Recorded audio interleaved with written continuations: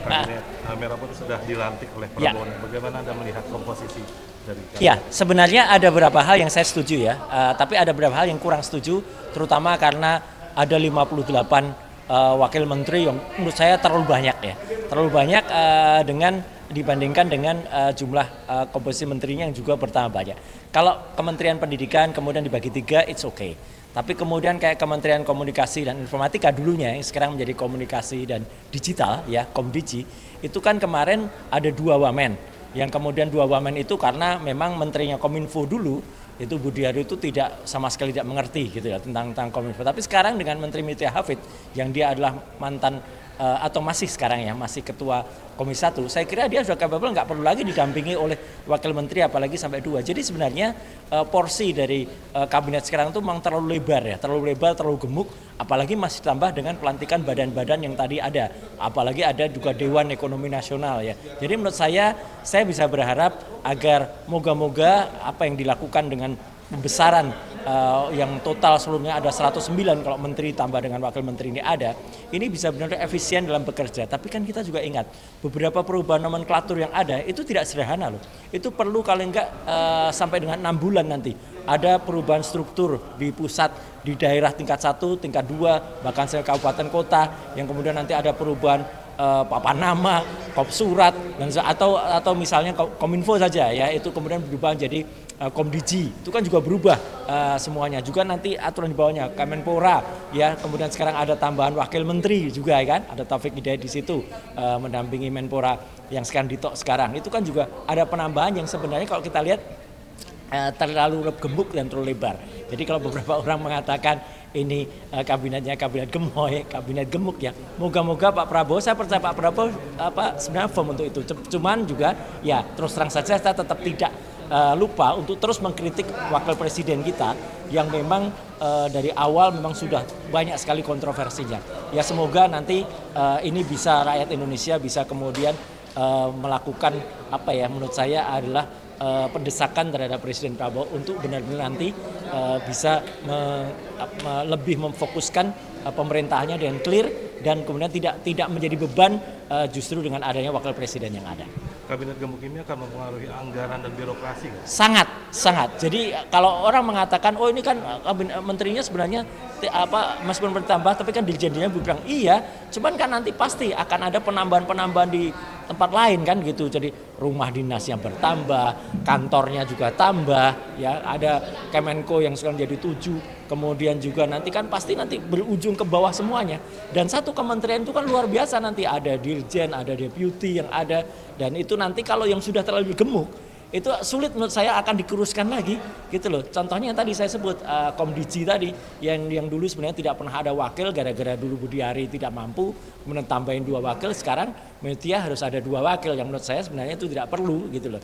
Juga dengan Kemenpora yang saya dulu pernah di sana tidak perlu seorang Menpora itu didampingi oleh wakil gitu. Ternyata sekarang ada wakil gitu. Kan ini menurut saya menjadi tidak efektif. Kalau Kementerian Pendidikan ya jelas kalau itu ketika Nadiem kemarin sama sekali tidak perform, menurut saya memang perlu, tapi 3 pun sebenarnya juga agak kebanyakan gitu ya. Jadi cukup 2 seperti dulu zaman Jokowi pertama itu kan ada Kementerian Dasar Pendidikan dan kemudian Kementerian Pendidikan Tinggi. Itu menurut saya sudah clear. Jadi sekali lagi menurut saya moga-moga negara ini tidak harus menanggung biaya yang sangat besar untuk kabinet yang gemuk. Dan siapa lagi yang harus menanggung biaya itu? Rakyat yang harus menanggung pajak yang besar untuk kepentingannya. Jadi artinya nanti bukan pejabat yang melayani rakyat, tapi justru kasihannya apa? Rakyat yang melayani pejabatnya. Kabinet Merah Putih sudah dilantik oleh Prabowo. Ya. Bagaimana Anda melihat komposisi dari kabinet? Ya, sebenarnya ada beberapa hal yang saya setuju ya, tapi ada beberapa hal yang kurang setuju, terutama karena ada 58 wakil menteri yang menurut saya terlalu banyak ya. Terlalu banyak dengan dibandingkan dengan jumlah komposisi menterinya yang juga bertambah banyak. Kalau Kementerian Pendidikan kemudian dibagi tiga, it's okay. Tapi kemudian kayak Kementerian Komunikasi dan Informatika dulunya yang sekarang menjadi Komunikasi dan Digital ya, Komdigi, itu kan kemarin ada 2 wamen. Yang kemudian 2 wamen itu karena memang menterinya Kominfo dulu itu Budiari itu tidak sama sekali tidak mengerti gitu ya tentang Kominfo. Tapi sekarang dengan Menteri Mutia Hafid yang dia adalah mantan atau masih sekarang ya, masih ketua Komisi 1, saya kira dia sudah capable, nggak perlu lagi didampingi oleh wakil menteri apalagi sampai 2. Jadi sebenarnya porsi dari kabinet sekarang itu memang terlalu lebar ya, terlalu lebar, terlalu gemuk, apalagi masih tambah dengan pelantikan badan-badan yang tadi ada, apalagi ada juga Dewan Ekonomi Nasional ya. Jadi menurut saya bisa berharap agar moga-moga apa yang dilakukan dengan pembesaran yang total sebelumnya ada 109 kalau menteri tambah dengan wakil menteri ini bisa benar-benar efisien dalam bekerja. Tapi kan kita juga ingat beberapa perubahan nomenklatur yang ada itu tidak sederhana loh. Itu perlu kalau enggak sampai dengan 6 bulan nanti.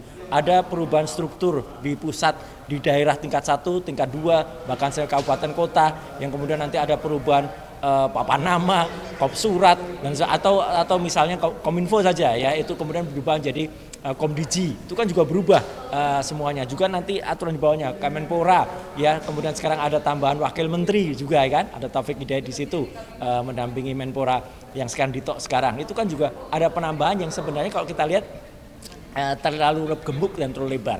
Jadi kalau beberapa orang mengatakan ini kabinetnya kabinet gemoy, kabinet gemuk ya. Moga-moga Pak Prabowo, saya percaya Pak Prabowo sebenarnya firm untuk itu. Cuman juga ya terus terang saja saya tetap tidak lupa untuk terus mengkritik wakil presiden kita yang memang dari awal memang sudah banyak sekali kontroversinya. Ya semoga nanti ini bisa rakyat Indonesia bisa kemudian melakukan apa ya menurut saya adalah pendesakan terhadap Presiden Prabowo untuk benar-benar nanti bisa lebih memfokuskan pemerintahannya dengan clear dan kemudian tidak menjadi beban justru dengan adanya wakil presiden yang ada. Kabinet gemuk ini akan mempengaruhi anggaran dan birokrasi nggak? Sangat. Jadi kalau orang mengatakan oh ini kan menterinya sebenarnya meskipun bertambah tapi kan dirjennya berkurang. Iya, cuman kan nanti pasti akan ada penambahan di tempat lain kan gitu. Jadi rumah dinas yang bertambah, kantornya juga tambah ya, ada Kemenko yang sekarang jadi 7. Kemudian juga nanti kan pasti nanti berujung ke bawah semuanya. Dan satu kementerian itu kan luar biasa, nanti ada dirjen, ada deputi yang ada, dan itu nanti kalau yang sudah terlalu gemuk itu sulit menurut saya akan dikuruskan lagi gitu loh. Contohnya yang tadi saya sebut Komdigi tadi yang dulu sebenarnya tidak pernah ada wakil gara-gara dulu Budiari tidak mampu, kemudian tambahin 2 wakil, sekarang Mutia harus ada 2 wakil yang menurut saya sebenarnya itu tidak perlu gitu loh. Juga dengan Kemenpora yang saya dulu pernah di sana, tidak perlu seorang Menpora itu didampingi oleh wakil gitu. Ternyata sekarang ada wakil gitu. Kan ini menurut saya menjadi tidak efektif. Kalau Kementerian Pendidikan ya jelas kalau itu ketika Nadiem kemarin sama sekali tidak perform, menurut saya memang perlu, tapi 3 pun sebenarnya juga agak kebanyakan gitu ya. Jadi cukup 2 seperti dulu zaman Jokowi pertama itu kan ada Kementerian Dasar Pendidikan dan kemudian Kementerian Pendidikan Tinggi. Itu menurut saya sudah clear. Jadi sekali lagi menurut saya moga-moga negara ini tidak harus menanggung biaya yang sangat besar untuk kabinet yang gemuk, dan siapa lagi yang harus menanggung biaya itu? Rakyat yang harus menanggung pajak yang besar untuk kepentingannya. Jadi artinya nanti bukan pejabat yang melayani rakyat, tapi justru kasihannya apa? Rakyat yang melayani pejabatnya.